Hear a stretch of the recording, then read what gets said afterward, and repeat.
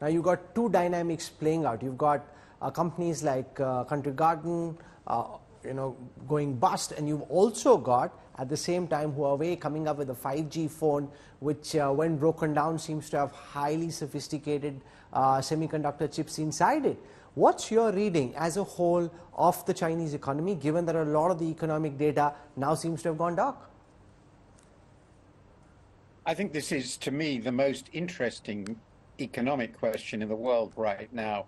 And I noticed that there's lots of Western commentary that is very gleeful and confident that this is now the end of the Chinese growth story. My honest view is, at the moment, I haven't made up my mind. And I think that is the right position to take. Let me just set out the arguments. There's a perfectly straightforward short-term argument, which is that which has two elements to it: that the COVID policy and what went with the COVID policy had much bigger effects on Chinese confidence, both consumers and of business, and has affected, therefore, demand and supply very significantly, and is leading to much greater short-term weakness than expected. And the second is that we've got to the end of what was an extraordinary, and it was widely accepted, unsustainable property bubble. I've written lots and lots about this.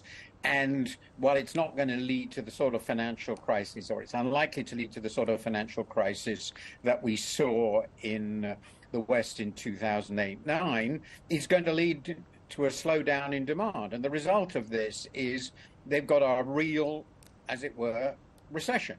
But that doesn't mean necessarily that the long-term structural growth of China has unambiguously decelerated across the board. It means that they have a structural problem, which is to deal with the overhang of bad debt and the decline in the boom in the property sector, and they have the problem of what the COVID policy has done to confidence. That seems to me reasonably reasonably clear. What is open to question, and this would involve a lot of discussion, is whether the entire long-run underlying growth dynamic of China is over.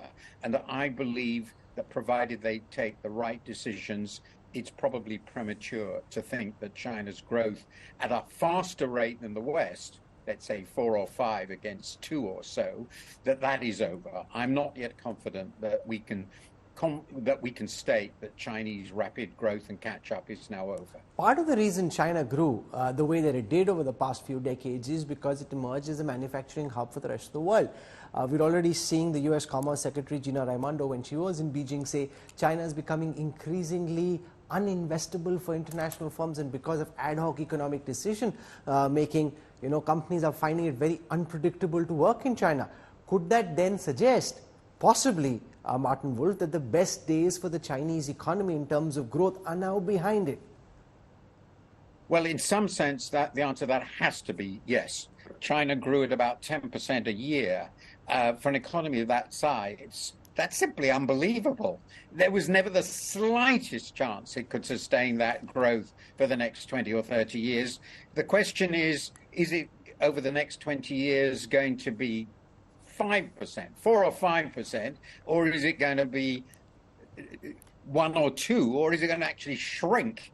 And that was what I was talking about. But there's no doubt there are massive headwinds to China. First of all, it's already relatively much richer than it was. The world economy is much less accommodating than it was. It's not going to get the inflow of technology that it was going to have. Its demography is deteriorating, investment opportunities are clearly diminishing. All that's obvious. Nonetheless, its productivity overall is about 1/3 of US levels. It has huge technological strength of its own, not across the board, but there's no doubt its relative technological position is completely different from it was 30 or 40 years ago.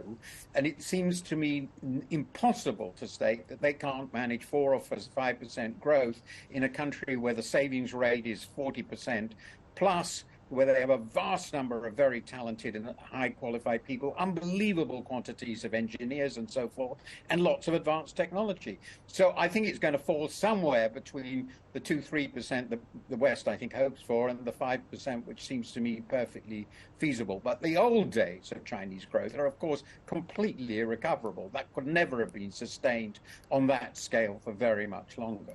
Gideon Rachman, in the interview that we did with Prime Minister Modi, he speaks of how he hopes the G20 in India will emerge as the catalyst of a new world order.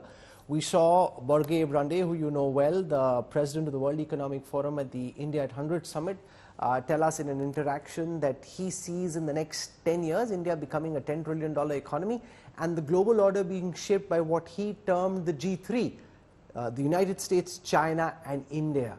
Is that an optimism you share, or do you think it will be too premature to talk about the emergence for G3? To me, I think that is premature. I mean, it depends what you mean by the world order being shaped. I mean, there's one thing which is economic weight, but there's also strategic weight, military power, and then there's having the structures with which to express power. And certainly India's, developing. It's the economy everybody's excited about. It's a huge country. One can see the potential there. But in terms of military power, the US is unrivaled, both in terms of its global reach and its alliance system, which really China has nothing comparable to it. But China has poured money into its military. By some measures, it has the largest navy in the world, and it's going through a very rapid nuclear arms build-up and so on. So I think that it's a military player or a potential military player in a way that India isn't and perhaps doesn't want to be. In a way, hats off to the India if they don't have massive military ambitions. But I do think that hard power aspect is significant to being, a shaper of the global order. You need both. I mean, Russia, its economy was never large enough to support its superpower ambitions, and we discover actually its military wasn't as good as they claimed. But China and the US are the two countries I think that have both the military wherewithal and the economic size. And also I'm interested that Borge Brende should say that, because he does rather forget Europe, which is growing slowly, but by some measures the EU single market, certainly the EU single market plus the UK, is a larger market than any other in the world, and remains has plenty of technologically advanced companies, etc. Plus, if you agglomerate European military power, it's also not insignificant. So I think that the Europeans, who incidentally also have 2 of the 5 seats, or 3 of the 5 seats, if you count the Russians as Europeans, on the UN Security Council for historic reasons, also shouldn't be counted out of the picture.